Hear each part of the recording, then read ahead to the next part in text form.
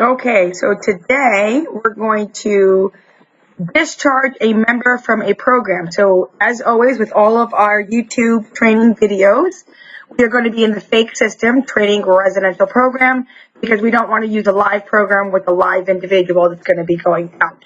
So in order to discharge someone, you have to go all the way to the left here and you have to go up to census where you see there's images of 3 people here. So we're going to go ahead and click census. You'll note here, census activities, that there are 4 options. You may not have all 4. If you have the capability of discharging, you will see this discharge button here. If you do not see this discharge button, it means you do not have permission to do this. If this is the case, then you have to go to your supervisor to do a discharge. If you've gotten a new responsibility and your supervisor has told you to go ahead and discharge somebody, then you don't see this discharge, you have to send a message or have your supervisor send a message to the help desk requesting for that permission to go through for you. So with that said, let's go ahead and discharge. You'll see here, when I click here, it dropped down. We have process discharge or forms. We're going to go ahead and hit process discharge. Okay, we're going to do current roster. I'm not looking for anybody in a specific time frame. I just want to do everybody who is here currently. I'm going to go ahead and hit continue. This is the list of all the individuals in this fake program, this training residential program. So we're going to go ahead and pick somebody to go ahead and discharge, and let's do Mary Lewis. We're going to go ahead and hit continue. When we hit continue, you will see here the demographic information. Okay, so you got her name, her gender, her birth date, her address, referral source, and admission date. This tells you got the right person. You're going to go ahead and choose a discharge date.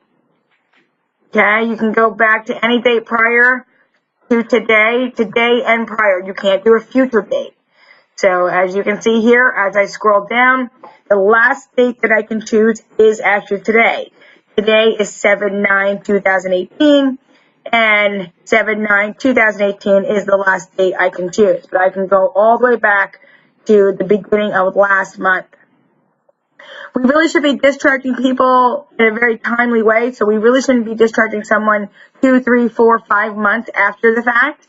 Someone is leaving, we should discharge them right away. You can always readmit somebody to a program, but if they are leaving our program, you should be discharging them right away. Okay, so I'm going to go ahead and put 6/1/2018. Let's say I spent a little time and I forgot to discharge. So I'm going to go push that date. Reason for discharge, you're going to see there's a drop down here. You can select other. Here are your options. You can become familiar with these options, read them, take your time. Okay, so I'm going to put here for this individual, they don't require any more services. They just decided to go to a different program. So I'm going to put here transfer to another agency. Destination, what type of destination is it? So is it a developmental center? Those are pretty much all closed, right? Other agency group home, other agency apartment, independent living. Now, as you can tell, this drop-down list is for everything, not just for day services, but it's also for residential. So this has got to fit both sides. Again, I can hit other. New residence county, if you know it, you can select it in. As you can tell, these 2 fields are not required. What is required is the outcome. What caused this to happen? Did the person graduate? Did they refuse, or did they decide to drop out? Did they transfer to a similar program? Is there medical complications, or did they pass away? Obviously, this is suicide. Other neutral, other negative, incarceration, long-term psych hospitalization. I'm going to put here transfer to a similar program. Discharge to, it's a required field for foothold. This is not a JSAD requirement. This is a foothold requirement. So we have to indicate where they went to. You can also document unknown if you really don't know the name of the program. Sometimes families are not telling you where they go. Sometimes you go into IDT meetings and they tell you very clearly where this person is going. So if you do know it, you can type it in. None of these other areas here are required. You can write discharge notes. Sometimes it's important to document, okay, disposition statement. If this person may have had some behavioral infractions, you may want to document that here. If this person comes back in a year or two, you want to be able to go back and read some notes as to why this person was discharged, okay? Then there's also a discharge summary, which to me seems very similar to a disposition statement. So you can use either one.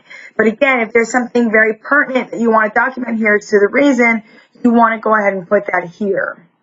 Okay, then you're going to scroll down. You're going to see here all the other information that's tied to this person and this person's supervisor. And we're going to go ahead and hit apply. I hit apply. Now this person gets the confirmation. I look at everything here. If you look up here, you'll see discharge date. That's the date that I just selected. So now I'm staying in training residential program. If I were to try to find this person is no longer there. So if I went to go into daily tracking record,